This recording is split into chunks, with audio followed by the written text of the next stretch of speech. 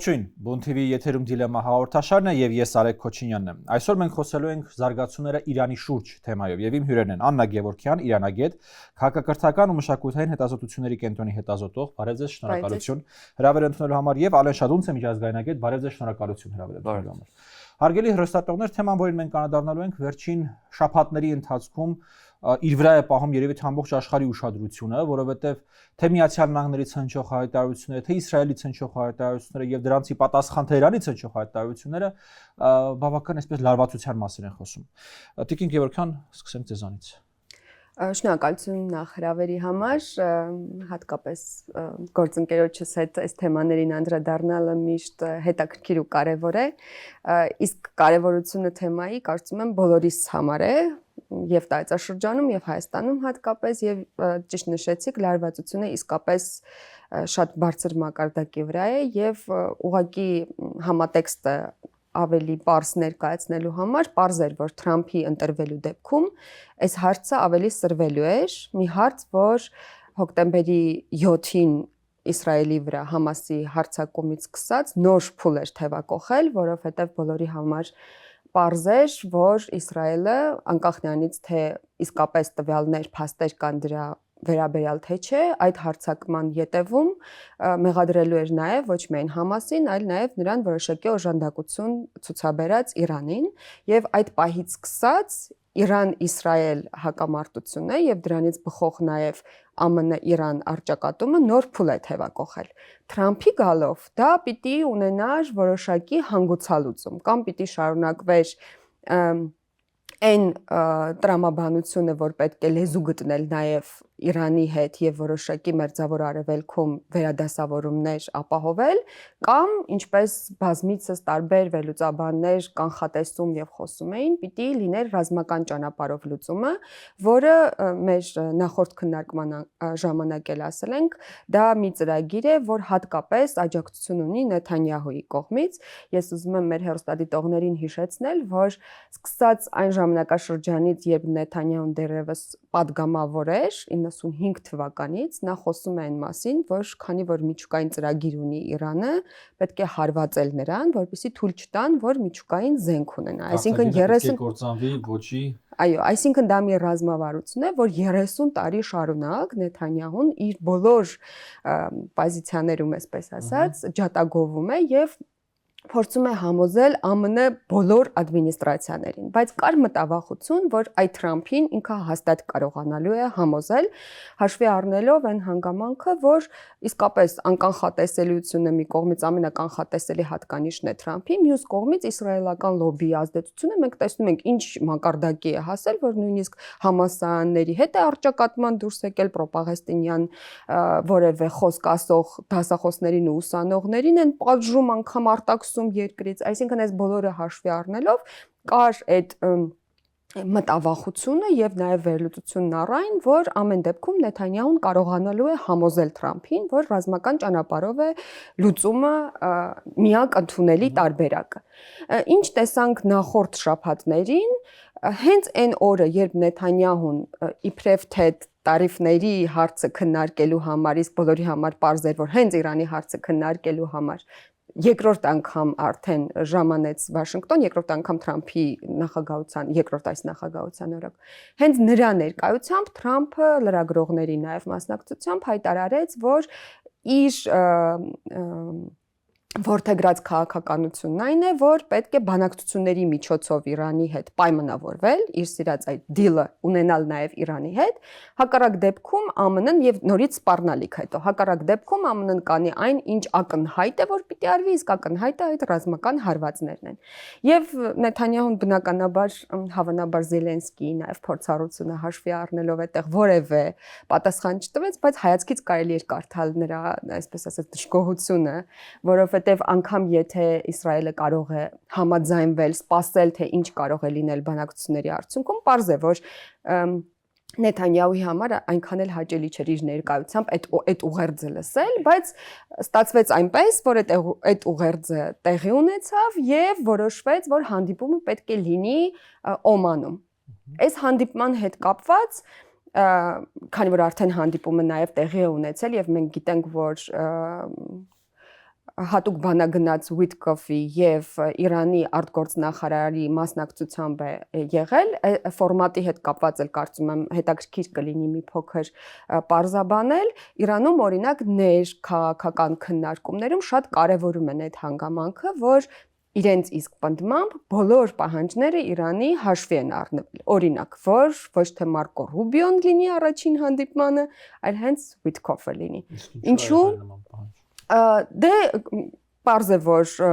իրենք բառացի չեն ասում, թե ինչ դժգոհություններ ունեն Ռուբիոից, բայց մենք բոլորս հիշում ենք, որ սենատոր եղած ժամանակից սկսած Մարկո Ռուբիոն շատ կոշտ դիրքորոշում ունի Իրանի քաղաքականության վերաբերյալ եւ հատկապես միջուկային ծրագրի վերաբերյալ։ Հանրապետականներն առհասարակ 2015-ին կնքված այդ միջուկային ծրագրին դեմ էին, բայց Ռուբիոն եւ մի շարք այլ սենատորներ շատ կոշտ դիրքորոշմամբ էին հանդես գալիս հայտարարություններով եւ ասում էին, որ դա մի համաձայնագիր է, որը որևէ սպառնալիք Իրանից եկող չի չեզոքացնում։ Օրինակ ինքն ասում էր, ինչպես կարելի է Իրանի հետ կնքել մի համաձայնագիր, մի շարք այլ հանրապետականներն էլ այս մոտեցում ունեին, որը չի անդրադառնում Իրանի տարածաշրջանային քաղաքականությանը, չի անդրադառնում Իրանի հրթիռաշինությանը եւ այլ հարցերին։ Հիմա Witkoff-ի կերպարը հաշվի առնելով մի կողմից շատ արտասովոր է, որ մի մարդ, որ բոլորովին չունի դիվանագետի որակավորում, բանակցությունների մասնակցության փորձառություն, հմտություններ, կարծես թե հիմա զբաղվում է բոլոր հնարավոր կոնֆլիկտների լուծման փնտրտուքով մի կողմից, մյուս կողմից գուցե եւ սա հնարավորություն է տալիս օրինակ Իրանի նման դիրքորոշում ունեցող կառավարություններին ավելի ազատ զգալ, սկսելու ինչ որ զրոյական կետից քննարկումները առանց հաշվի առնելու այն նաեւ բացասական փորձառությունը, որ եղել է։ Այնուամենայնիվ բանակցությունները Թրամփի ադմինիստրացիայի հետ են, իսկ Թրամփի հանդեպ ԱՄՆ-ի հանդեպ մի կողմից, բայց Թրամփի հանդեպ հատկապես կա անվստահության շատ բարձր մակարդակ Իրանում, որովհետև 2018-ին բոլորս գիտենք ԱՄՆ-ն հենց Թրամփի օրոք միակողմանի դուրս եկավ նախորդ միջուկային ծրագրից եւ նաեւ այդ անկանխատեսելիությունը Իրանում նույնպես տեսնում են թե ինչպես է վարվում ոչ միայն հակառակորդ երկրների, այլ նաեւ դաշնակից երկրների հետ, հարևան երկրների հետ եւ այս մտավախությունները կան։ Երկու բառով էլ ասեմ, թե ընդհանուր ինչպես արձագանքեցին արդյունքներին ներսում Իրանի, շատ լավատեսական կարծիքներից ու վերլուծություններից մինչեւ շատ ավելի զգուշավոր մեկնաբանություններ եղան, բայց հետաքրքիր է, որ տրամադրությունները ընդհանուր այնպիսին են, որ զսպվածություն ցուցաբերելու անհրաժեշտություն կա հիմա եւ առճակատման չգնալու նպատակադրում, այսպես ասած, բոլոր հնարավոր միջոցներով։ Օրինակ մի հետաքրքիր դրվագ եղավ, որ պահպանողական թերթերից մեկը հրապարակել էր մի հոդված, անանուն հոդված էր, բայց ամենայն հավանականությամբ դա հենց Քեյհանի խմբագրի կողմից գրված հոդված էր, Շարիաթ Մադարիի կողմից, որտեղ փոքրիկ այսպիսի մի երևակայական երկխոսություն էր այն մասին, թե ինչպես է պետք վարվել Թրամփի հետ եւ այսպիսի մի նախադասություն կար, որ այ երկու գնդակ, որ նրա դատարկ գլխին դիպչի, գործը գլուխ կգա, փաստացի եւս մեկ անգամ մահափորձի, այսպես ասած, սպառնալիք էր եւ եթե չեմ սխալվում, առաջին անգամ նկատողություն ստացավ այդ թերթը այդպիսի հոդված հրապարակելու համար։ Ընդհանուր առմամբ ԱՄՆ-ի հանդեպ եւ ԱՄՆ պաշտոնյաների հանդեպ սպառնալիքները մի տեսակ ընդհանուր ներքաղաքական հռետորաբանության մաս են եղել երկար ժամանակ, որտեղ ԱՄՆ-ն համարվել է գլխավոր թշնամի, ամեն ինչի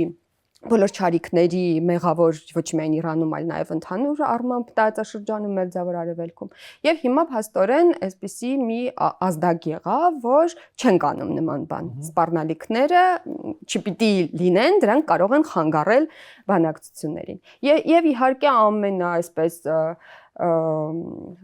լավատեսական տրամադրությունները բարեփոխական ճամբարից, օրինակ վերլուծաբաններից մեկը գրել էր, որ պատերազմի հավանականությունը արդեն զրոյական է, ես այդպես չեմ կարծում, ես կարծում եմ, որ դեռևս այդ անկանխատեսելիությունը Թրամփի նաև հաշվի առնելով այնուամենայնիվ 50-50 է, թե ինչ ճանապարհով կգնա, բայց այդ լավատեսական մոտեցումների հեղինակներից մեկն օրինակ ասել էր, որ Թրամփ-Խամենեի հանդիպումը Թեհրանում հիմա ավելի հավանական է, քան պատերազմի վերսկսելը։ Դե հաշվի առնելով, որ Խամենեին երկրից դուրս չի գալիս, այդ հանդիպումը պատկերացնում են Թեհրանում այնուամենայնիվ։ Հասկանալի է։ Խնդրեմ, պարոն Շատունց։ Ես համաձայն եմ, որ կարելի է զգուշավոր լավատեսություն ունենալ, հատկապես հաշվի առնելով, որ ակնկալիքները մի քիչ ավելի տարբեր էին, այս վերջերս ինչ որ խոսակցություններ եղան լրագրողական շրջանակներում, որ Իսրայելը արդեն նախատեսում էր, որ մայիսին պետք է թիրախային հարձակումներ լինեն Իրանի միջուկային օբյեկտների նկատմամբ ու արդեն մի քանի ամիս շարունակ Թրամփի ադմինիստրացիայում երկու խումբ բավականին ինտենսիվ առճակատման մեջ են, մի մասը պրոիսրայելական խմբավորումն է, որ առհասարակ 0-ի է հասցնում Իրանի հետ որևէ համագործակցության հավանականությունը, փոխվստահության որևէ մակարդակի հասնելու ու դրա համար իրենք դիտարկում են առկա իրավիճակը հնարավորություն, որովհետև Իրանը թուլացած է, հատկապես հակաօդային համակարգերը բավականին նոսր են այս պահին ու պետք է հարձակում գործել Իրանի վրա։ Սակայն մյուս կողմից էլ մասնագիտական շրջանակները ցույց են տալիս, որ նման հարձակում գործելը նախնդիրը չի լուծի, Իրանին հետ կգցի մի քանի ամիս, նույնիսկ որոշները պնդում են մի քանի շաբաթ, այսինքն Իրանը հնարավորություն կունենա էլի միջուկային այդ պաշարը նորից հարստացնել, որպես ինքը զենքի համար կիրառելի լինի։ Ճիշտ է, Իրանը բավականին թույլ է, բայց այս Իրանը 10 տարի առաջվա Իրանից տարբերվում է նրանով, որ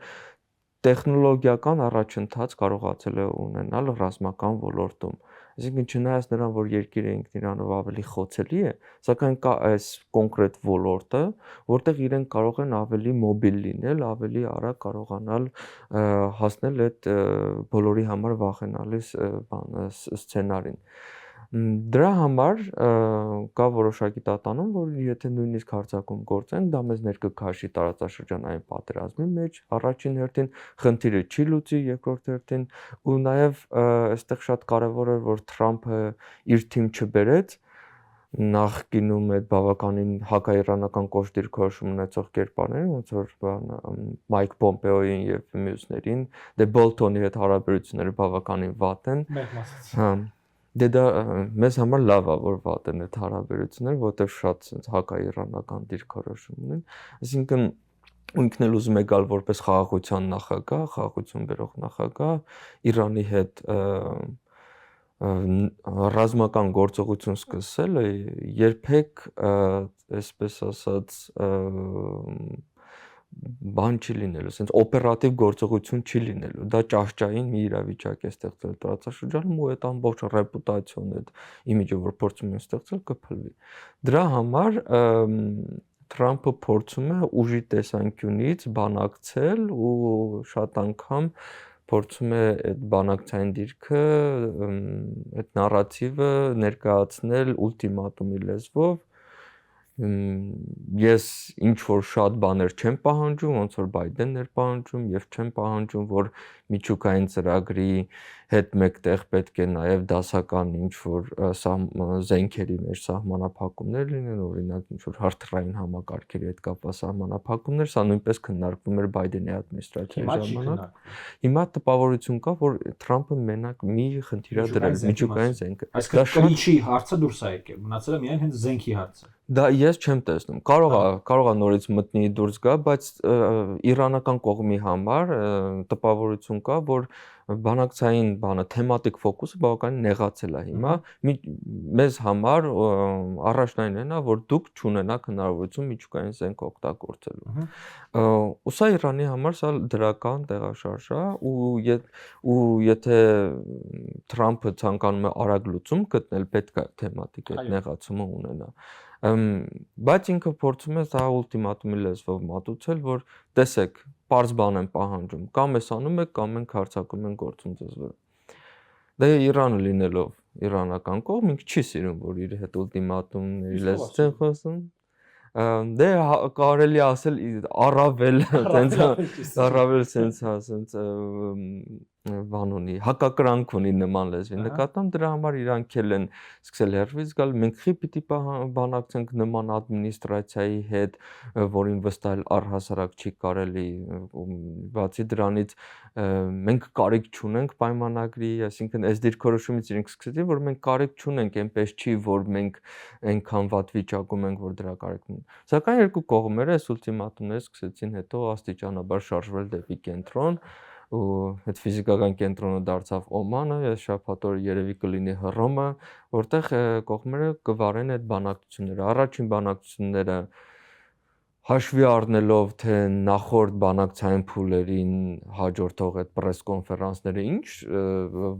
տոն ու ոճ ունեին, կարելի ասել բավական դրական են անցել, նույնիսկ Խամենեի մակարդակով, ինչ որ կանաչ լույս է տրվել, որ եղեք զգուշավոր, բայց շարունակեք այդ բանակցությունները։ Բայց այդտեղ Աննան նշեց, որ Վիտկոֆի կերպարի յուրահատկությունը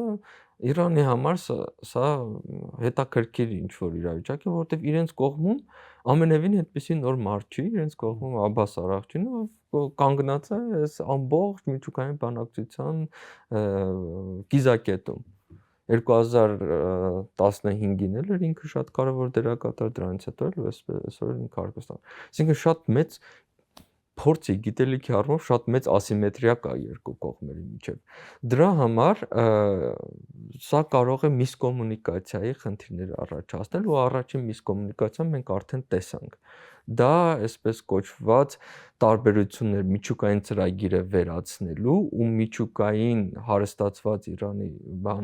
ուրանի ու պլուտոնիումի պաշարը հասցնելու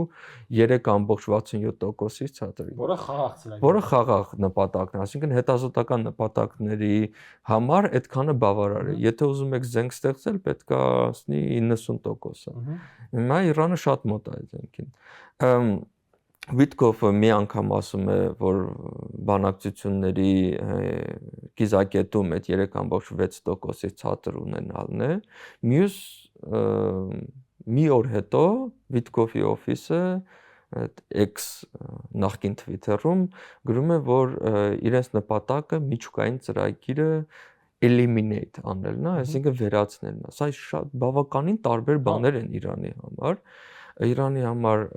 ռեպուտացիոն ստատուսի ինքնության առումով դա վերացնելը անհնար է, դա իրենց կարմիր գիծն է, որտեղ իրանց համար համ տնտեսական, համ գաղափարախոսական առումով ինքնաբավությունը շատ կարևոր բան է։ Այդ միջուկային ծրագիրը հենց 2000-ականների սկզբից գաղափարախոսական առումով դրվել է այդ ինքնաբավության այդ հենքերի վրա։ Ու այդ ինքնաբավությունը հենց Խամենեի համար էլ է, ոնց հասկանում եմ, իր անձնական աշխարհայացքի համար կարևոր կետ է եղել, որպեսզի Իրանը հնարավորինս ավելի քիչ խոցելի լինի արտաքին ուժերի հետ հարաբերություններում։ Եթե 3.67%-ի մասին ենք խոսում, դա իրագործելի է։ Եթե Վիտկոֆը շաբաթ օրը գնաց ասեց, մենք գնում ենք Լիբիայի ճանապարհով, որը Նետանյահուն է ասում, որը ասում են այդ ավելի կոշտ դիրքորոշում ունեցող ամերիկյան գործիչները, այլ բանակցությունները շաբաթ օրը երևի շատ կարճ կտևեն, որովհետև բնական է ինչի Միացյալ Նահանգները Լիբիայի ճանապարհով չի ուզում գնալ, որովհետև տեսանք հետո Լիբիայում ինչ եղավ, այսինքն տարածաշրջանում գտնվող լիդերների համար Քադաֆի ճակատագիրը, հետո Ասադի ճակատագիրը ինչ որ զգուշավորություն է ստեղծում, որ իրանք չպետք է գնան Լիբիայի ճանապարհով։ Լիբիայի ճանապարհով ուղղակի հստակեցնեմ էր, որ ուղղակի վերացնում է ամբողջությամբ այդ միջուկային ծրագիրը, ու ինքը ամբողջությամբ հրաժարվում է այդ միջուկային ծրագիրը։ Դա կլինի խաղաղ, դա կլինի ռազմական նպատակներ։ Սա Նետանյահուն էր պահանջում, որովհետև շատ լավ գիտեր, որ Իրանը չի համաձայնի դրան ու դրան կհաջորդի հարձակում։ Այսինքն, եթե գնանք Լիբիայի ճանապարհով, դա բանակցությունները փակուղի տանող ճանապարհն է։ Հիմա տեսնենք, թե շաբաթ օրը այդ նյուանսը ոնց կքննարկվի, որովհետև շատ կարևոր ատրիբուտ է այս բանակցության մեջ։ Այս ադմինիստրացիան արդեն ինչ-որ չափով ճանաչելով, ես գիտեք, չեմ բացառում, որ նպատակը հենց այդ մաքսիմալիստական կետը դնելն է, հետո համաձայնեցնել է 3%, հա, այսինքն սկզբից պահանջել անհնարինը, որպեսզի հաջորդ պահանջը շատ ավելի ռացիոնալ թվա, դա ընդհանուր առմամբ բանակցության մեջ ընդունված պրակտիկա է, այս ադմինիստրացիան դա շատ է կիրառում։ Տիկին Գևորգյան, մի հատ ընդհանուր հարց ունեմ, էլի։ Իրանը ուզում է միջուկային զենք ունենա։ Իսկապես ուզում է եւ մինչեւ հիմա չի ստացվել իր մոտ, թե տենց ոնց որ ինքը ուզում է կարողություն ունենա ցանկացած պայ ստանալու եւ ունենալու միջուկային զենք։ Այդտեղ տարբերություն կա, էլի։ Շատ լավ, անպայման կանդրադառնամ այս կարևոր հարցին, բայց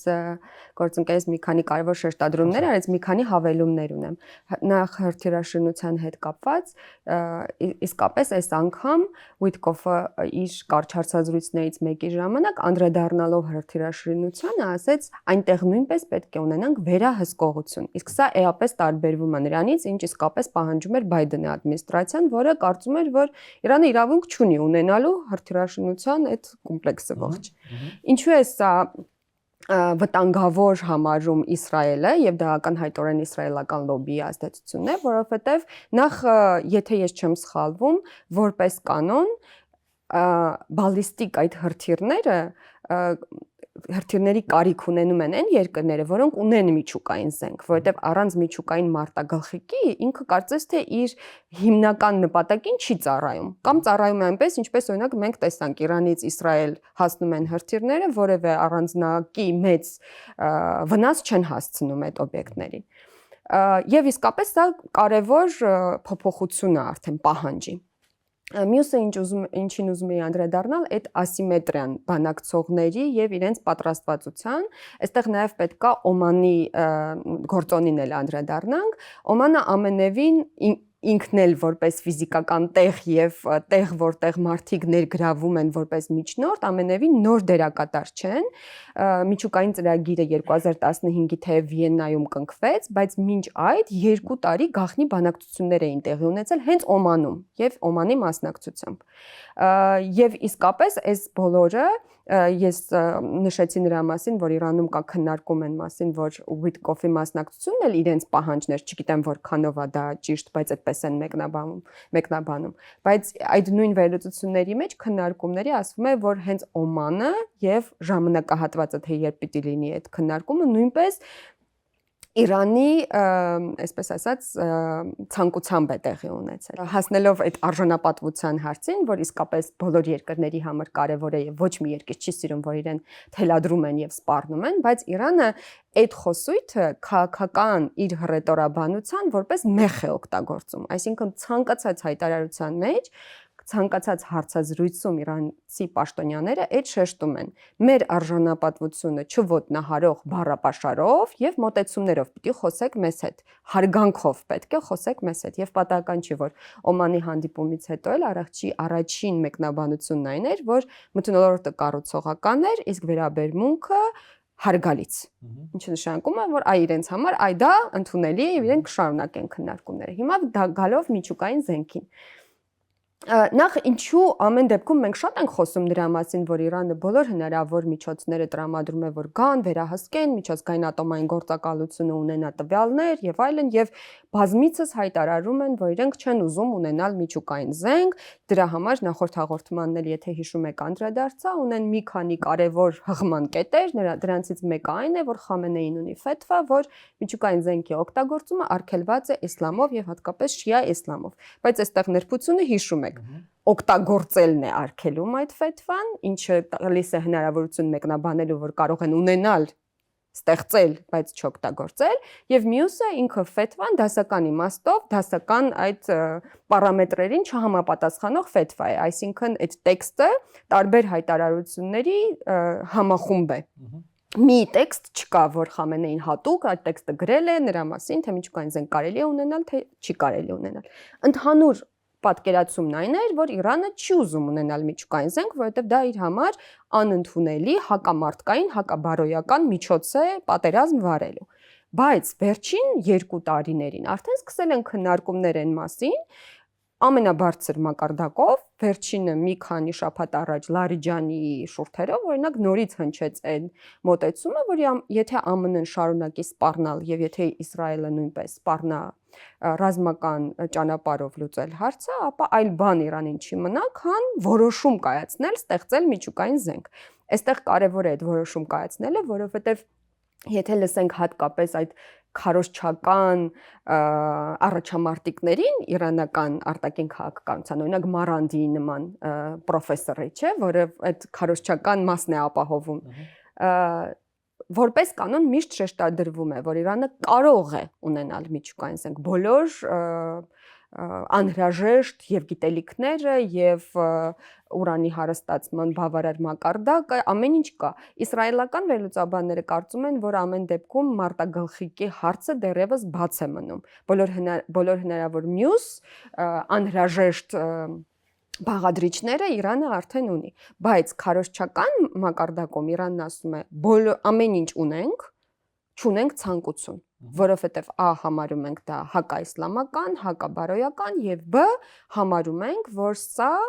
չի ծառայելու այն նպատակին, որ Իրանը ունի, իսկ Իրանը համարում է, որ իր գլխավոր նպատակը խաղաղությունն է մերձավոր արևելքում, իսկ ինքը եթե ստեղծի միջուկային ծրագիր, ըստ իրենց, ըստ այդ վերլուծաբանների, ապա սա մի քայլ է լինելու, որ արաբական օրինակ երկրներին դրթելու է իրենք էլ մտածեն դրա մասին։ Իսկ արաբական տարբեր երկրներին Իրանը համարում է շատ հեղեղուկ կառավարություններով եւ արևմուտքի խամաճիկ կառավարություններով երկրներ, հետեւաբար ինքը չի ուզենա, որ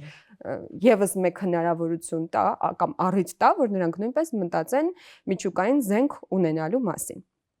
Բայց ինչու է ամեն դեպքում ծագել այդ խնդիրը, որ Իրանի միջուկային ծրագրի հանդեպ կա այդ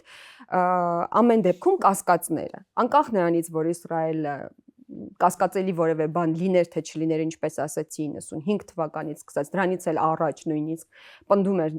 որ միջուկային ծրագիր առհասարակ Իրանը պետք է չունենա, բայց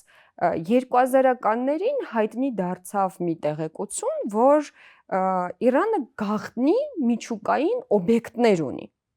Այսինքն այս հանգամանքը, երբ դու օբյեկտը ստեղծում ես, որը կարող է լինել խաղաղ միջուկային ծրագրի համար, բայց նախապես չես տեղեկացնում միջազգային ատոմային գործակալությանը, սա հավելյալ կասկածներ առաջացրեց նաև օրինակ եվրոպական երկրների մոտ։ Եվ օրինակ միջուկային ծրագիրը կնքելուց առաջ առաջին, այսպես նախահարցակ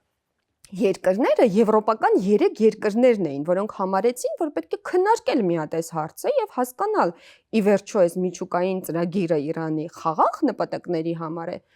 հնարավորություն տալու է Իրանը բոլոր հնարավոր օբյեկտները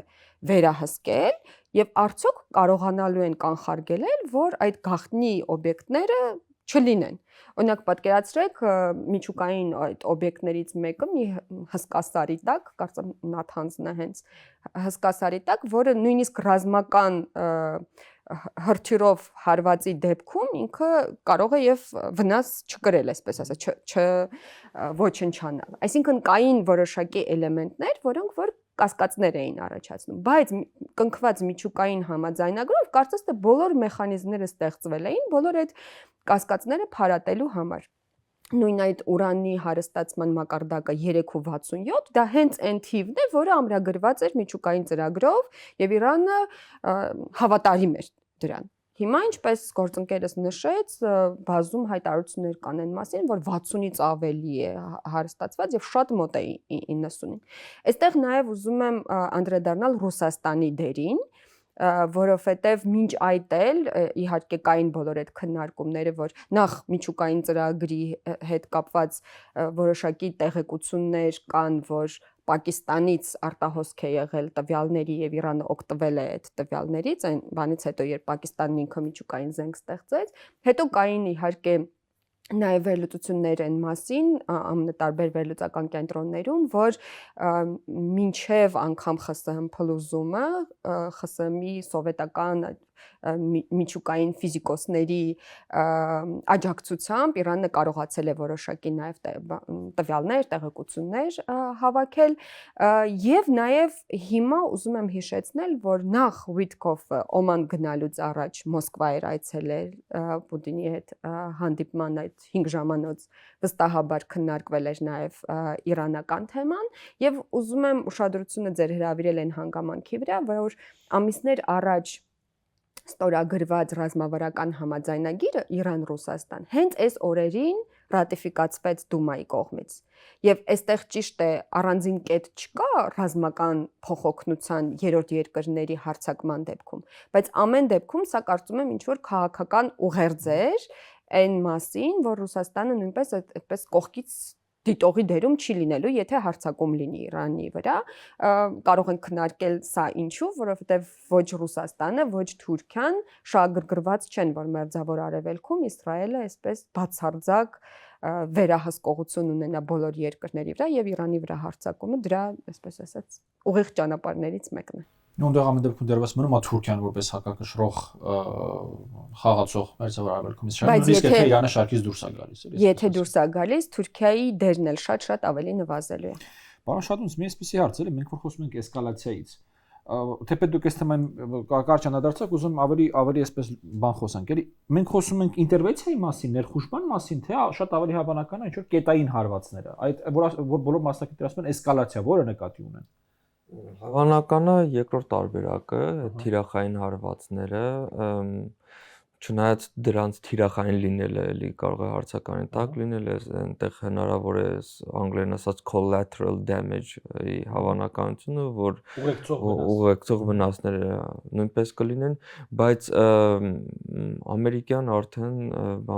ամերիկյան կողմը կոպիտ ասած ֆոբիա ունի, որ իրենց զինվորները իրենց ոտքը դնեն ուրիշ հողի վրա պատերազմական նպատակներով, դրա համար չեմ կարծում, որ հենց զորքի ներխուժում կլինի, դրա նպատակը առհասարակ չկա։ Իսրայելական կողմի նպատակը այն է, որ նման հարվածներով Իրանը բավականին թուլացնեն, ստեղծեն ներքին ճգնաժամ, կոպիտ ասած հասնեն, այսպես ասած, կիսաձախողված պետության կարգավիճակի։ Սա տարածաշրջանային առումով բավականին վտանգավոր սցենար է, որովհետև Իրանը այն երկրներից է, որին շատ անգամ վերագրում են too big to fail եզրույթը, որ բավականին մեծ երկիր է, եթե այդ երկրում անկայունություն լինի, եթե այդ երկիրը ներքաշվի ինտենսիվ ռազմական գործողությունների մեջ, ապա կստեղծվի այնպիսի ճգնաժամ, որ դա վերահսկելի չի լինի։ Այս տարածաշրջանում շատ երկրներ չեն խորշում ճգնաժամներից, սակայն փորձում են դա կառավարելի պահել։ Նույն Էրդողանը ճգնաժամերի բավականին մեծ սիրահար է, բայց ինքը միշտ ցանկանում է որոշակի վերահսկողություն ունենալ, որպեսզի անհրաժեշտության դեպքում ինտենսիվությունը նվազեցնի, հետո բարձրացնի։ Եթե Իրանի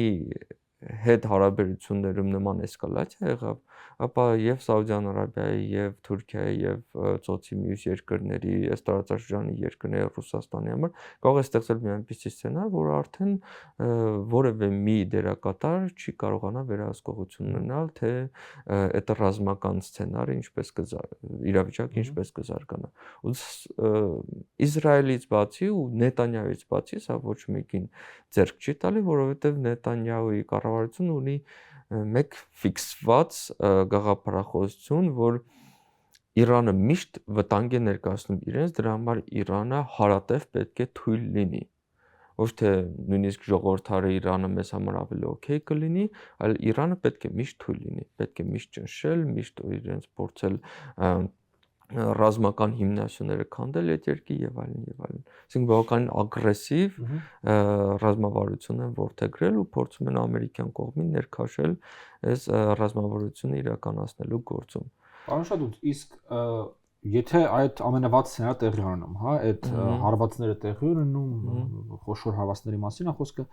դուք տեսականորեն անգամ հնարավորություն տեսնում եք, որ դա կարող հանգեցնի ռեժիմի փոփոխության Իրանում։ Դժվար հարց եք տալիս։ Կարող է շատ բաների հանգեցնել, որովհետև արդեն մենք մտնում ենք բավականին անկանխատեսելի մի միջավայր, կարող է սեպարատիստական ինչ-որ շարժումների հանգեցնել, կարող է հանգեցնել ռեժիմի փոփոխություն, կարող է նաև հակառակը տեղի ունենալ մոբիլիզացիոն ռեժիմի շուրջ ու Իրանը շատ ծանր վիճակում այդ ռեժիմը կարողանա գոյատևել, որովհետև հետ հեղափոխական ավտորիտար ռեժիմները բավականին մեծ ռեսուրս ունեն գոյատևման ու Իրանը այդ երկրներից է։ Ինչքան էլ շատ թույլ է, ինչքան էլ շատ դժվարությունների միջով է անցնում, ինքը ունակություն ունի մոբիլիզացնելու ռեսուրսներ ու պահելու իր ռեժիմի կայունությունը։ Սակայն սա շատ բարդ հարց է, կախված կլինի ճգնաժամի բնույթից, ծավալից, տեղայնացված ինչ բաներ տեղի կունենան, խմորումներ տեղի կունենան ու թե դա ոնց կազդի ռեժիմի փոփոխության վրա։ Ինչի՞ եմ այդ հարցը տալի, որտեղ ինձ թվում է, որ նաև հարվածել, չհարվածելու այդ որոշման վրա դա էլ ազդեցություն ունենալու է Միացյալ Նահանգներում։ Եթե այնտեղ հաշվարկ լինի, որ եթե հարվածների գնում ենք դա բերելու է ռեժիմի փոփոխության, դա մի իրավիճակ է, մի սցենար է ոնց որ ասած, եթե չի բերելու ընդհանրապես մենք ոնց որ 2-3 տարով իրանց ուղղակի զսպելու ենք, դա բոլորովին այլ սցենար է, էլի, ինձ թվում է դա մի հատ ուրիշ խնդիր էլ կա, ռեժիմի փոփոխության դեպքում ով է գալու իշխանության, պրո-ամերիկյան ինչ որ կամ պրո-իսրայելական ինչ որ խմբավորում, գալի ասի ժողովուրդ մենք աջակցում ենք ընկերություն ենք անում այն երկրների հետ, ովքեր մի քիչ առաջ սկսել են կրակել մեզ վրա։ Դժվարանում եմ այդ նման տենց իրավիճակ տեսնել, համաձայն եմ աննա հետ, որ Նետանյահուն էս քարոզը երկար տասնամյակներ անում է, նույնիսկ նշում էր, որ պետք է ինտերվենցիա իրականացնել Իրաքում, որովհետև դոմինոյի էֆեկտով Իրաքին կհետևի Իրանը ու մենք կունենանք ժողովրդավարացման ալիք մերձարարվելքում, դրանից հետո ամեն ինչ լավ կլինի։ Դա այդպես չի լինի ամենայն հավանականությամբ, բայց այդտեղ մի հատ ուրիշ հարց էլ կա։ Ժողովրդավարեցումը ավելի գրավիչ սցենար էր հանրապետական որոշ խմբավորումների ու նաև որոշ դեմոկրատների համար։ Թրամփին դա առանձնապես չի հետաքրքրում, դրա համար երևի Ռուբիոյի ու Վիտկոֆի տարբերությունը կա, Ռուբիոն այդ դասական կերպարներից էր, որ ասում էր Իրանի ժողովրդի եւ ռեժիմի մեջ մի հատ մեծ անդունդ կա, այս ժողովուրդը ուրիշ բան է ուզում ու այստեղ Իրանի սփյուռքի որոշ շրջանակներ էին աշխատում այս սցենարի ուղղությամբ, բայց Վիտկոֆը ինքը շատ ավելի առևտրականի հոգեբանություն աշխարհայացք ունեցող կերպար է, ում չի հետաքրքրում ռեժիմի տեսակը, ու սա երևի հետաքրքիր առավելություններից մեկն է, որ Թրամփի ադմինիստրացիան ունի, որ իրենք լիբերալ ժողովրդավարացման հիմքից կամ տեսանկյունից չեն ուզում խոսել այս ավտոտայից։ Պարոն Շադուց, եթե Իրանում ռեժիմը թեոկրատական բնույթի չի լինում, ցանկացած այլ ռեժիմ է լինում, աշխարհիկ ռեժիմ է լինում ամեն դեպքում, կլինի բռնապետական, ժողովրդավարական, դայական չի, հա։ Որն է լինում պատճառը, որ Իրանը ունենա այսչափ կենտրոնացում իսրայելա-պաղեստինյան հակամարտության վրա։ Ինչ ոնց որ բան կա, բնական կարիք կա Իրանի համար կենտրոնացում ունենալ իսրայելա-պաղեստինյան ճգնաժամի վրա, եթե ռեժիմը թեոկրատական չի։ Ես մի քիչ կարող եմ հարցական տակ դնեմ ռեժիմի ամբողջական թեոկրատական լինելը։ Ռեժիմը ավելի sense դիալեկտիկ ռեժիմ է, կա աշխարհիկ ու թեոկրատական հատվածներ, որ մինչև այսօր փիլիսոփայական բանավեճի մեջ են, թե իշխանությունը ում է պատկանում, Աստծուն թե ժողովրդին, թե երկուսին։ Իսկ դա ոնց է համադրելի, ոչ մեկ չգիտի, փորձում են այդ հարցին պատասխանել, միանշանակ պատասխան չկա։ Ինչի՞ է կարևոր Պաղեստինի հարցը։ Պաղեստինի հարցը երկար տասնամյակներ կարևոր է եղել, որովհետև դա եղել է այդ անտագոնիստիկ մյուսը, որի շուրջ ապահովել է ռեժիմի, այսպես ասած, առաքելությունը, որ ինքը պայքարել է գլոբալ անարդար հիերարխիկ բաների դեմ, այսինքն Իրանի համար սա գաղափարախոսական կարևոր այո, ռեժիմի համար։ Հիմա հենց այդ եմ ասում, եթե ռեժիմը փոխվում է, ինչի պետք է դա շարունակի մնալ կենտրոնական թեման։ Եթե կարելի է ես էլ հավելեմ, ինձ թվում է, այստեղ հարցի շեշտադրումը պետք է մի փոքր փոխել, որովհետև ոչ թե ռեժիմի թեոկրատական լինելու պատճառով է, որ Պաղեստինի խնդիրը կարևոր է եւ Իսրայելի դեմ անտագոնիզմը կարևոր է, այլ ռեժիմի թեոկրատական լինելը այդ անտագոնիզմը բացատրելու համար հավելյալ երանգներ է տալիս։ Եթե օրինակ այդ ռեժիմի փոխարեն լինում է իսլամական հեղափոխության պահապանների կորպուսն է օրինակ գալիս իշխանության, որոնց համար նույնպես արևմուտքը գլխավոր, այսպես հակառակորդն է եւ Իսրայելը եւ Պաղեստինի խնդիրը միջոց է այդ գլխավոր հակառակորդի դեմ դիրքավորվելու։ Իրենք կարող են ոչ թեոկրատական բառապաշարով, շատ պրագմատիկ, ռազմական բառապաշարով բացատրել, թե ինչու Պաղեստինը առաջնային խնդիր է եւ անվտանգության հարց։ Այդ պրագմատիզմը ո՞րն է լինելու։ Ոնց կարելի է պրագմատիկ բացատրել, որ Իրանը ավելի արաբական բան է, քան արաբական երկրները, որոնք հիմա Իսրայելի հետ գնում են կարգավորում։ Տեսեք, այդ արաբական հարցն էլ այդտեղ չկա։ Գլխավոր պրագմատիկ հարցը արևմուտքի հետ առճակատումն է, որ արևմուտքը ԱՄՆ-ն Իսրայելին օգտագործելով որպես խամաճիկ, մերձավոր արևելքում ուզում է ստեղծել մի իրադրություն, որ Իրանը լինի թելադրվողի դերում միշտ։ Այդ նույն արաբական երկրները չէ որ միշտ չէ եւ բոլորը չէ որ Իրանի դաշնակիցներն են։ Հաճախ Իրան-Իրաքյան պատերազմի ժամանակ Իրանը չէր համարում, որ ինքը Իրաքի դեմ է միայն պատերազմում։ Ինքը համարում էր, որ այդ սրբազան պայքարը էլի թեոկրատական բացատրություն ուներ։ Սրբազան պայքարը Իրաքի դեմ, դա պայքար է ԱՄՆ-ի դեմ եւ Իսրայելի դեմ։ Հետևաբար ռեժիմի փոփոխությունը միևնույնն է պետք է հասկանալ, թե ինչ տեսակ ուժեր են գալու։ Եթե օրինակ Մոջահեդինե խաղն է գալու, որ երկրից դուրս է հիմա Ֆրանսիայում է մի քանի գործիչներ Ֆրանսիայում են ապրում, բայց արդյոք կա հնարավորություն, որ իրենք գան իշխանության։ Եթե գալիս են այդպիսի ուժեր, որոնք պրո-արևմտյան են, ապա այդ հարցը դուրս է գալիս։ Բայց եթե գալիս են ուժեր, որոնք թեոկրատական չեն, բայց միևնույն է հակա-արևմտյան դիրքորոշում ունեն եւ փորձում են արաբական երկրների գերիշխանությունից էլ ապահովագրել իրենց, որ բոլորովին էլ ընդունելի չէ իրենց համար, անկախ նրանից, որ դրանք իսլամական երկրներ են, բայց իրենք չեն ուզում լինել արաբական երկրների այսպես թելադրանքի ներքո։ Ապա փոփոխությունը Իսրայելի ու Պաղեստինի հանդեպ չի լինելու այնպիսին, ինչպես մենք պատկերացնում ենք։ Ուզում եմ անդրադառնալ նաև այն խնդրին, որ այդ ռեժիմի փոփոխության համատեքստում շատ է քննարկվում այն հարցը, որ տարիներ առաջ Պենտագոնից արտահոսք եղավ, որ Պենտագոնը լրջորեն քննարկում է իսրայելական այդ ծրագիրը 7 պատերազմների, 7 իսլամական երկրներում պատերազմ անելու եւ իշխանություն փոխելու, այդ թվում Լիբանան, Լիբիա, Սոմալիա, Իրաք, Սիրիա եւ 7-րդը Իրանը պիտի լիներ եւ Ջեֆրի Սաքսն է շատ սիրում այդ անդրադառնալ այդ հարցին, որ անկախ նրանից թե ինչպես կընթանան բանակցությունները, ով ինչ կհամաձայնեցնի, այդ ծրագիրը 7 պատերազմների կա եւ մինչեւ Իրանում չհասնեն այդ իշխանափոխության եւ պատերազմ չլինի, այսպես ասած ԱՄՆ-ն չի համարի եւ Իսրայելը չեն համարի, որ իրենց նպատակին հասել են։ Բայց ինչն է այստեղ կարևոր քննարկել։ Նախորդ բոլոր այդ ռեժիմի փոփոխությունները այնպես չի, որ ծառայել են իրենց նպատակին։ Օրինակ նույն Իրաքում, երբ որ այդպես 2003-ի ներխուժումից առաջ էլի Իսրայելը ասում էր, որ հստակ տվյալներ ունի այն մասին, որ քիմիական զենք ունի Սադամ Հուսեյնը եւ որ այ ռեժիմի փոփոխությունից դա կլինի շատ ավելի պրո-արևմտյան երկիր, ինչ տեղի ունեցավ, նախ քիմիական զենք այդպես էլ չհայտնագործվեց, երկրորդը Սադամ Հուսեյնից հետո եկավ մի իշխանություն, որ շատ ավելի այսպես լոյալ էր Իրանի ռեժիմին, քան արևմտյան որևէ երկրի։ Հետո տրամադրել ԻԳԻԼ ձևավորվեց։ Մի հատ էլ ձևավորվեց ահաբեկչական կազմակերպությունների մի ամբողջ աստղաբույլ, ոչ միայն ԻԳԻԼ-ը։ Ուզում եմ ասել, որ սրանք նույնպես միանշանակ այսպես եզրակացությամբ վերլուծություններ չեն։ Այո, իսրայելական լոբիստական խմբերում շատ գերակշռում են այս մոտեցումները, որ ինչպես կարելի է ինչ-որ բան քննարկել մի ռեժիմի հետ, որը Իսրայելը չի ճանաչում որպես պետություն եւ որը Պաղեստինը ազատագրելը համարում է իր գլխավոր նպատակներից մեկը։ Բայց արևմտյան այլ երկրների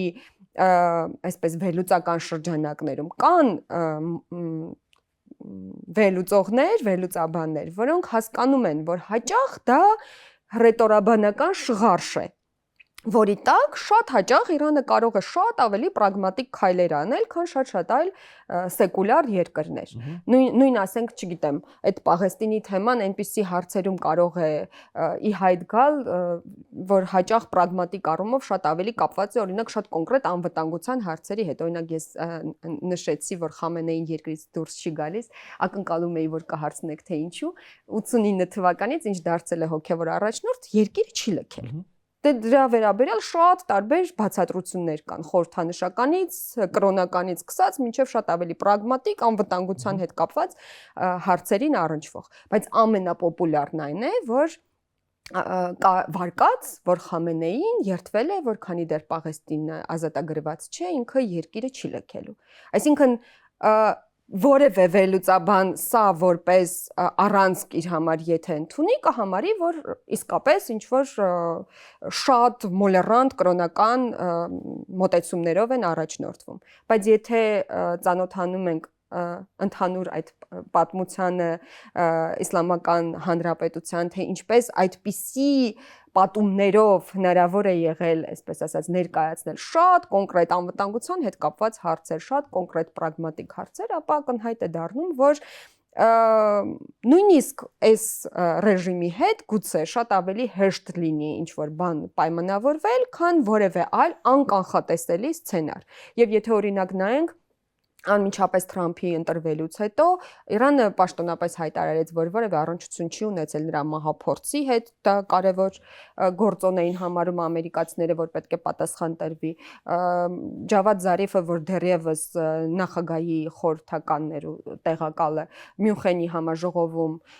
մասնակցելով ներկայացրեց Իրանի դիրքորոշումը, որ հակված են բանակցությունների եւ շեշտադրեց, որ կարևոր է, որ բարեփոխական նախագահ կա եւ եթե Ջալիլին օրինակ ընտրված լիներ, արդեն պատերազմ կլիներ ԱՄՆ-ի հետ։ Դրանից հետո նախագահը Փեզեշքյանը հարցազրույց տվեց ամերիկյան լրատվամիջոցներից մեկին ու ասաց, որ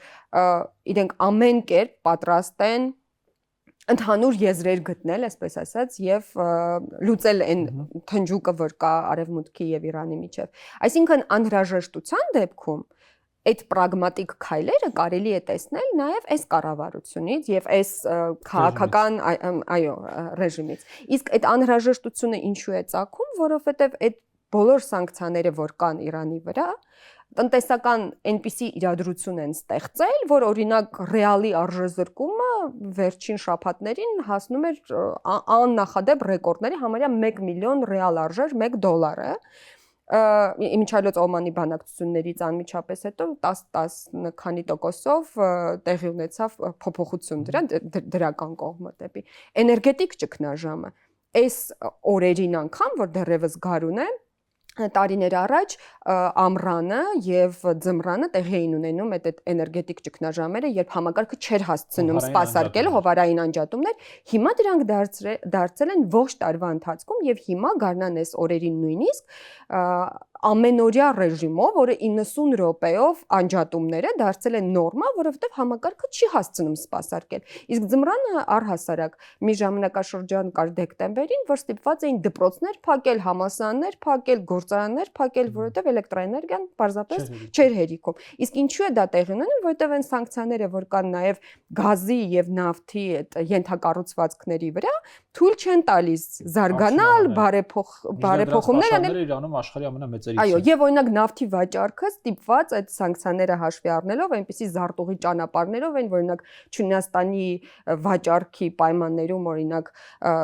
օվկիանոսում նավեր էին փոխում, դրոշներ էին փոխում, անջատում էին ինչ որ համակարգ, որ տեսանելի չլինեն այդ նավերը, այսինքն 1000 ու մի ձևերով փորձում էին շրջանցել, բայց նույնիսկ դա հիմա հնարավոր ավելի ու ավելի քիչ հնարավոր է դառնում եւ հետեւաբար եւ նաեւ երկրի ներսում գիտենք որ 22 թվականից սկսած այդ Մահսա Ամինիի սպանությունից հետո դժգոհությունները հիջաբի թեմայի հետ կապված, բայց վերջին ամիսներին օրինակ մենք տեսանք, որ պարլամենտը ընդունել էր մի օրենք, որ ավելի էր խստացնելու հիջաբի թեման, բայց վերջում վետո կիրառվեց եւ ընդհանրապես հրաժարվել նախագահի կողմից եւ հրաժարվեցին այդ ծրագրից ավելի խստացնելու եւ նույնիսկ այս վերջերս մի անձամբ չհասցրեցի դա ստուգել, բայց հոդվածներից մեկում հղում տեսա այն մասին, որ ցույցերից մեկը, որ եղել է պահպանողական շրջանակների կողմից չչեղարկելու այդ օրենքը, ցրվել է կառավարության կողմից, ուժայինների կողմից։ Այսինքն ամեն կերպ փորձում են այնպես անել, որ այդ պայթունավտանգ իրադրությունը երկրում հնարավորինս չեզոքացնեն, մեղմեն եւ փորձեն հասկանալ ինչպես կարող են այդ բանակցային ճանապարհով այդ սանկցիաների հարցը կարգավորել։ Եվ այդտեղ իհարկե ազերիների հետ կապված այդ մասնատման, երկիրը մասնատման սցենարի մեջ ամենաառանցքային դերը իսրայելական լոբին եւ նաեւ Ադրբեջանը շատ մեծ խանդավառությամբ մասնակցում է դրան, տալիս են հյուսիսում ապրող ազերիախոս իրանցիներին եւ համարում են, որ կարող է լինել մի սցենար, երբ որ երկրի հյուսիսում այդ անջատողական շարժումների արդյունքում նոր պետություն ձևավորվի մի դեպքում կամ ցանկություն հայտնի վերամիավորվելու Ադրբեջանի հետ։ Սա կարծում եմ ամեն դեպքում բոլոր հնարավոր դժգոհությունները հաշվի առնելով Իրանի ներսում, բայց ամեն դեպքում կարծում եմ ցանկալին իրականության տեղ դնելու որոշակի միտումներ են Իսրայելի կողմից, որովհետև անգամ եթե այդ անջատողական տրամադրությունները այդ աստիճանի տարածված են, որոնց մասին մենք չունենք այդպիսի տվյալներ, բայց արդյոք նույն տարածաշրջանային երկրները հակված են այն քաղաքականությանը, որ տարածաշրջանում նոր երկրներ առաջանան կամ մասնատվեն Իրանի նման մեծ երկրները, որոնք, ինչպես գործընկերս նշեց, քաոս կառաջացնեն ոչ միայն երկրի ներսում, այլ առհասարակ տարածաշրջանում։ Պարոն Շատունց, ինչ տեսք ունի այն խաղաղության պայմանագիրը ըստ ձեզ կամ այն փաստաթուղթը համաձայնության Միացյալ Նահանգների Իրանի մեջ, որը ընդունելի կլինի Իրանի համար այս թեմայով։ Հա, որը ես ենթադրում եմ Իրանի համար ընդունելի կլինի մի պայմանագիր, որը թեմատիկ առումով կվերաբերի հենց այս միջուկային խնդրին, Ընդ որում զենքին, ոչ թե ընդհանուր միջուկային թեմային, այլ այդ հարստացման կետին ու կվերարտադրի այն կետերը, որ կային 2015 թվականի պայմանագրում ու ինձ մոտ այս տպավորություն է, որ արդյունքում գնալու են այդ պայմանագրի ինչ որ ավելի աղքատիկ մի տարբերակի 5+1-ի մասին եք ասում, այո,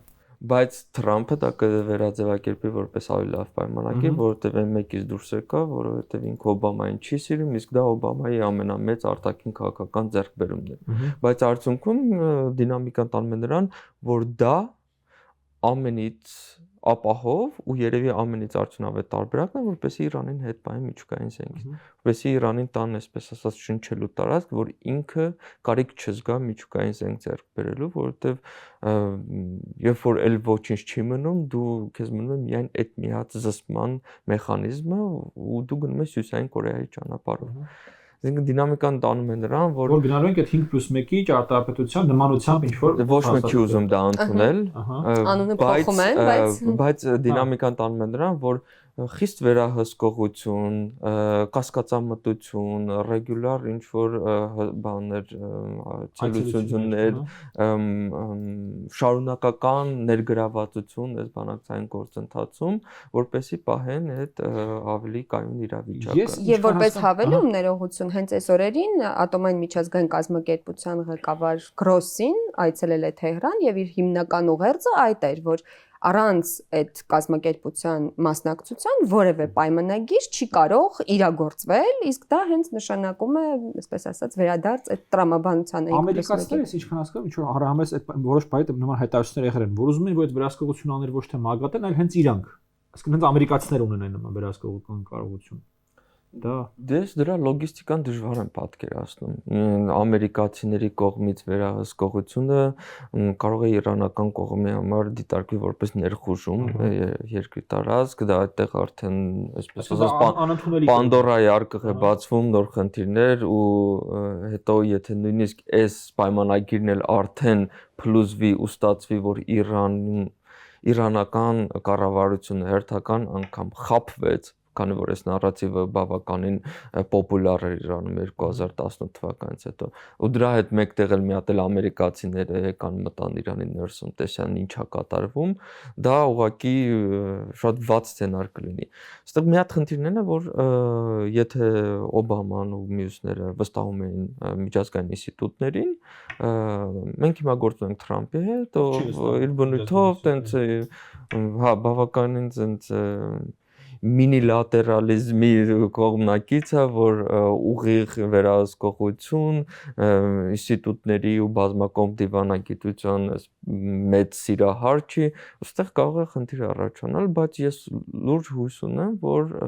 իրենք կգնան այդ նման ինստիտուցիոնալ վերահսկողության ճանապարհով, որովհետև այլընտրանքը կտանի հերթական փակուղի։ Այսինքն այնքան խոցելի կետեր կան, այնքան հեշտ է այս բանակցությունները տանել փակուղի։ Ուղղակի հիմա միակ զսպող հանգամանքն է, որ երկու կողմերն էլ գիտակցում են, որ հետագայում կստեղծվի շատ վտանգավոր իրավիճակ իրար համար, բայց փորձում են դրա համար դեռևս մնալ ինչ որ ընդհանուր հայտարարի վրա։ Տիկին Գևորգյան, վստահ եմ շատ բաներ կուզենաք ավելացնել, բայց վերջին հարցն եմ ուզում տամ։ Հիմա այս ամեն ինչի հետ Հայաստանը ո՞նց պետք է հարաբերվի։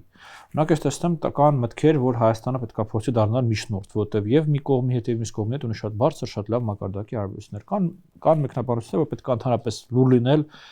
որևէ բանի չխառնվել, չմիջամտել, քանի մեր մասին չեն հիշում։ Այ ո՞նց պետք է Հայաստանը սրա հետ ապրի։ Ես կարծում եմ, որ մեկը մյուսին չի հակասում, միջնորդ լինելը եւ դրա մասին չբարձրաձայնելը, լուր լինելը, կարծում եմ ամենալավ տարբերակներից մեկն է։ Իհարկե վստահության են մակարդակ օրինակ որ ունի Օմանը Իրանի մոտ եւ նաեւ ԱՄՆ-ի մոտ, պարզ է որ Հայաստանի համար մի քիչ բարդ կլինի, զուտ նաեւ անվտանգության օրինակ ապահովման տեսանկյունից։ Բայց ես օրինակ կարևոր համարեցի, որ այն օրը, երբ Իրանի արտգործնախարար Աբբաս Արաղչին հայտարարեց, որ իրենք կողմ են բանակցությունների ԱՄՆ-ի հետ եւ կուզեն, որ դա միջնորդավորված լինի, մինչև հիմա շեշտադրում են այդ անուղակի լինելը բանակցությունների իրենց համար, նույնիսկ Օմանում հանդիպում մեկնաբանում են, որ տարբեր սենյակներում են եղել եւ ընդհանրապես դուրս գալիս մի քանի րոպե են իրար տեսել, թե ինչպես է տեղի ունեցել բանակցությունները, դա մի հարց է, բայց իրենց համար կարեւոր է շեշտադրել։ Եվ իմիջիայլոց սա հետաքրքիր մի փոքր շեղվեմ։ Սա հետաքրքիր մոտեցում է, որովհետև որպես կանոն, եթե նայենք մերձավոր արևելքի երկրների հետ հարաբերությունները ԱՄՆ-ի, որպես կանոն հակառակը այդ երկրներն են միշտ պահանջել, որ իրենց հետ ուղիղ խոսեն, ոչ թե միջնորդավորված, որովհետև դա ամեն դեպքում այսպես ինքնիշխանության բարձրացման մակարդակի մասն է խոսում եւ այլն եւ այլն։ Իրանը այս նույն ռետորաբանությունը որդեգրել է ԱՄՆ-ից եւ փորձում է շեշտադրել, որ այնքան անվստահելի են, որ իրենք չեն ուզում իրենց հետ ուղիղ խոսել։ Բայց իհարկե կարծում եմ, որ ամեն ինչ տանելու է նրան, որ եթե չտապալվեն, հուսանք որ չեն տապալվի, այդ բանակցությունները բնականաբար ուղիղ են լինելու։ Բայց հենց այդ օրը, այդ հայտարարությունից հետո արտգործնախարարը ժամանեց Երևան, իհարկե պաշտոնական մեկնաբանությունը այն էր, որ վաղուց պլանավորած այց էր եւ իր գրքի շնորհանդեսի համար էր, բայց մենք բոլորս հասկանում ենք, որ նման իրադրություններում, երբ այդպիսի ճգնաժամային իրադրություն է, երբ երկիրը պիտի ուղիներ գտնի այդ հարցը հարթելու, օրինակ չի չեղարկում այդ այցը, չի փոխում օրը այցելության եւ այլն, ես դա կարեւոր համարեցի եւ եթե անգամ շատ փոքր դետալներով ինչ որ փոքրիկ ուղերձներ փոխանցելու տեսանկյունից Հայաստանը կարողանա այդ միջնորդի դերը կատարել, դա կարծում եմ շատ կարեւոր կլինի մեզ համար, բայց այդ բոլորով հանդերձ, նույնիսկ եթե դա տեղի չունենա։ Այն հանգամանքը, որ մենք մի քանի ամիս առաջ ստորագրել ենք ռազմավարական համագործակցության համաձայնագիր ԱՄՆ-ի հետ, եւ դրանից հետո Իրանից ոչ միայն դժգոհություններ չենք լսել, այլ պարբերաբար հակառակը շեշտադրումներ են մասին, որ Հայաստանը վստահելի գործընկեր է Իրանի համար եւ նույնիսկ ուղիղ հարցին, թե արդյոք մտավախություններ չունեն այդ համաձայնագրից, Իրանի դեսպանը Հայաստանում ասաց, որ ունեն բոլոր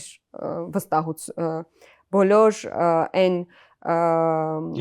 երաշխավորությունները Հայաստանից, որ որևէ համաձայնագիր որևէ երկրի հետ չի լինելու Իրանի դեմ, սա կարծում եմ կարևոր այսպես զարգացում է եւ ես կարծում եմ, որ եթե մենք հետևենք հայտարարություններին Իրանի կողմից եկող Հայաստանի մասին, սա խոսում է նրա մասին, որ առնվազն այդ ուղղությամբ արտգործնախարարությունը բավարար աշխատանք տանում է եւ կարողանում է բոլոր այն կասկածներ, երկիմաստ մեկնաբանությունները եւ այլն չեզոքացնել։ Եվ այս տեսանկյունից մեզ համար իհարկե մեր մասնակցությունը մի հարց է, բայց մեր նպատակն ու շահը կարծում եմ ակնհայտ է առանց երկիմաստությունների, բանակցություններով հարցի կարգավորումը եւ հատկապես ոչ միայն միջուկային ծրագրի շուրջ, այլ օրինակ եթե վերականգնվեն դիվանագիտական հարաբերությունները ԱՄՆ-ի եւ Իրանի միջեւ, եթե այդ սուր փշերը, այսպես ասած, վերանան, երբ ամեն անգամ 30 քանի տարիների ընթացքում Հայաստանը ստիպված է եղել մեկ երկրի հետ հարաբերությունները միշտ այդ կարմիր գծերը գծել, որ դա մյուս երկրին չպիտի, այսպես ասած, վնասի, պատկերացրեք, որ այդ բոլորը վերանում են եւ մյուս կողմից պատկերացնենք իրադրություն, երբ Իրանը ձերբազատվում է նաեւ այդ տնտեսական շղթաներից եւ կարողանում է նաեւ շատ ավելի ազատորեն տարածաշրջանում տնտեսական գործոն լինել, այս բոլորը եւ նաեւ էներգետիկ համագործակցություն ձևավորել եւ իհարկե անվտանգության այն ոլորտները, որ համընկնում են Հայաստանի եւ Իրանի շահերը եւ որտեղ ԱՄՆ-ի դիրքորոշումը նույնպես հաճախ համահունչ է այդ բոլորին, կարծում եմ շատ ավելի այսպես ծանրակշիռ կլինեն եւ կզսպեն այն ոտնձգությունները, որ կարող են լինել մեր երկրի հանդեպ։ Շնորհակալ եմ շատ հարգելի գործընկերներ հրավեր ընդունելու եւ քննարկմանը մասնակցելու համար, հարգելի հեռուստադիտողներ, արևելքի